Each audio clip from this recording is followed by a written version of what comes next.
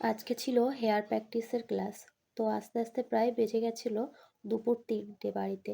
তো আজকে ১১টা থেকে ক্লাস ছিল, বলেছিল ২টোর মধ্যে শেষ করবে, কিন্তু একটু দেরি হয়ে গেছে। যাই হোক, আসার পথে আমার ম্যামের গাছ থেকে ২টো ব্ল্যাকবেরি তুলে নিয়েছি। হঠাৎ করে চোখ পড়ল।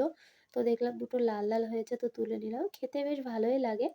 তো শরীরটা খুবই খারাপ। আবার কথাটা শুনে বুঝতে পারছো, মানে কথা বলতে গেলে নাকে, নাকে হয়ে যাচ্ছে, জড়িয়ে যাচ্ছে, ঠান্ডা লেগে এরকমই অবস্থা। তো বাড়ি এসে এখন হচ্ছে তাড়াহুড়ো করে কাজগুলো করছিলাম। কাজ বলতে সেরকম কিছুই নেই। ঘরের টুকটাক কাজ। আজকে রান্না-বান্না কিছু নেই রাত্রেবেলা। তো আজকে যাবো একটা বার্থডে পার্টিতে। তো বার্থডে পার্টিতে যাওয়ার আগে আমার একটু খিদে, খিদে পেয়েছে। আর আমার মেয়ে এখন ঘুমিয়ে আছে। তো মেয়েরটা তো খাওয়া হয়ে গেছে। আমার ভাগেরটা এখন আমি খাচ্ছি। আমার বর আলাদা, আলাদা করেই আনে। ওর জন্য আলাদা, আমার জন্য আলাদা। যাই আনুক না কেন। তো তারপরে দেখো চলে এসেছি বার্থডে পার্টিতে। আর আমার মেয়ে খুবই মজা করেছে। বাচ্চা মানে ওর বয়স বলব না, ওর থেকে একটু ছোট কয়েক মাসের। তো ওর বয়সী ওর বান্ধবী হবে, একই পাড়ায় থাকি। তো ওর মার সাথেও আমার একটা বান্ধবীর মতো সম্পর্ক হয়ে গেছে, যেহেতু ওর সাথে ও আরকি খেলাধুলো করে। তো এই হয় আরকি।